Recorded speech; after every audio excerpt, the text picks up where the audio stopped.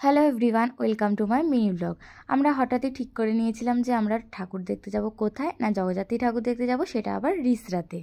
তাই জন্য আমি, ভাই, কাকিমণি আর আমার মা, আমরা এই চারজনে মিলে বেরিয়ে পড়েছিলাম। একটু বিকেল করেই গিয়েছিলাম যাতে আমরা একটু তাড়াতাড়ি ভিড়টা কম পাই আর সমস্ত ঠাকুরগুলো কভার করতে পারি। আর আজকের ভিডিওতে আমি তোমাদের রিসরার কিছু ভালো ভালো প্যান্ডেল এবং ভালো ভালো কিছু ঠাকুর মানে জগদ্ধাত্রী ঠাকুর, সেগুলোই আমি তোমাদের সাথে এই ভিডিওতে শেয়ার করব।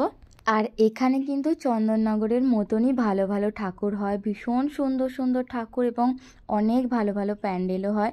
তোমরা যারা আসতে চাইছো তারা নেক্সট ইয়ার অবশ্যই এসো, কারণ আমরা তো খুব লাস্ট দিনে গিয়েছিলাম আর এতদিনে মানে আজকে অন্তত ঠাকুর আমি যতদূর শুনেছি বিসর্জনই হবে। এখানের কিছু প্যান্ডেল আমি দেখছিলাম পুরো সেই কৃষ্ণনগরের যে মাটির পুতুলগুলো হয় ঠিক ওই রকম টাইপের বড় সাইজের পুতুল করেছে, দিয়ে সেরকমভাবে সুন্দর করে সাজিয়ে সাজিয়ে প্যান্ডেলটাকে ক্রিয়েট করেছে। যারা চন্দননগর যেতে পারোনি আমার মতন, তারা এই রিসরার ঠাকুরগুলোকে দেখে নাও, এগুলো অনেক সুন্দর এবং অনেক ভালো।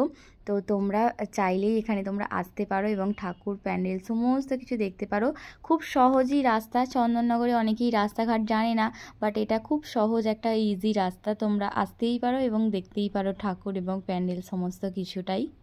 আর বেরোনো মানেই তো ফুচকা খাওয়া, ওটা তো মাস্ট খেতেই হবে, সেই জন্য আমরা ঝটপট করে ফুচকাও খেয়ে নিলাম। আর এই প্যান্ডেলটা তোমাদের সাথে খুব ভালো করে আমি শেয়ার করি, কারণ এই প্যান্ডেলটা অনেক সুন্দর করেছিল আর বারাণসী স্টাইলের করেছিল, মানে বারাণসীর যে মণিকর্ণিকা ঘাট আছে পুরো সেই থিমটা করেছিল, অনেক সুন্দর লাগছিল। আর ঠাকুরটাও একটা ইউনিক করেছিল, মানে 3টে সিংহ আছে, তার উপরে মা জগদ্ধাত্রী বসে আছে।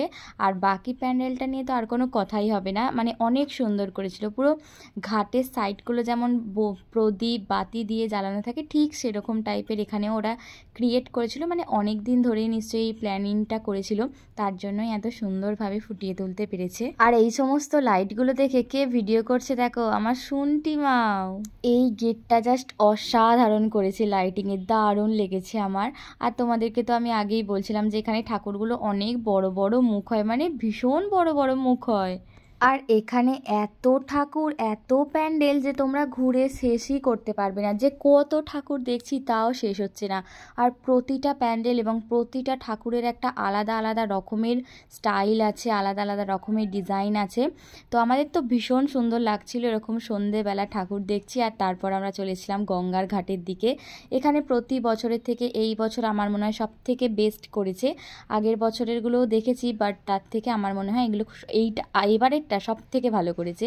তো যাই হোক, আমরা ওখানে ঠাকুর দেখলাম, দেখে তারপর চলে গিয়েছিলাম আরও একটা জায়গা, যেখানে গিয়ে আমার চোখে পড়লো ঠাকুরও নেল এক্সটেনশন করে, দেখো আঙুলগুলোর দিকে পুরো ফ্রেঞ্চ নেল এক্সটেনশন করেছে।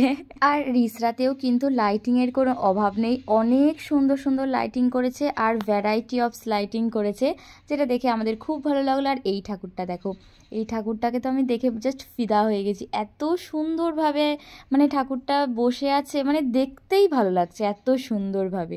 আর তারপর আমার ভাই পেয়ে গেছিলো খিদে, তাই জন্য ওকে একটুখানি কিছু খাইয়ে তারপর আমরা চলে গিয়েছিলাম লেলিন মাঠ, মানে রিসরার এখানে এই মাঠটা হচ্ছে সব থেকে বড় মনে হয় একটা মাঠ যতদূর আমি জানি। তো এখানে তো দারুণ করে।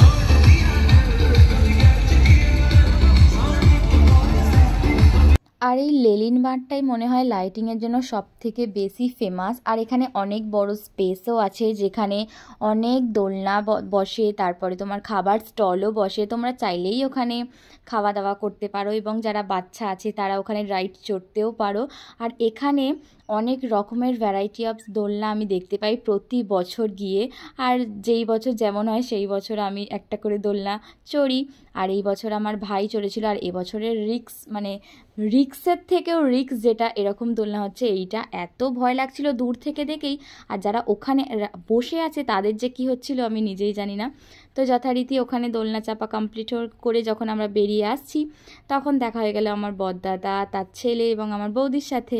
ওদের সাথে একটু গল্প সল্প করে আমরা চলে গিয়েছিলাম রেস্টুরেন্টে খেতে। তারপর আমাদের অনেকটা লেট করেই আর কি খাবার দাবারটা এসেছিলো।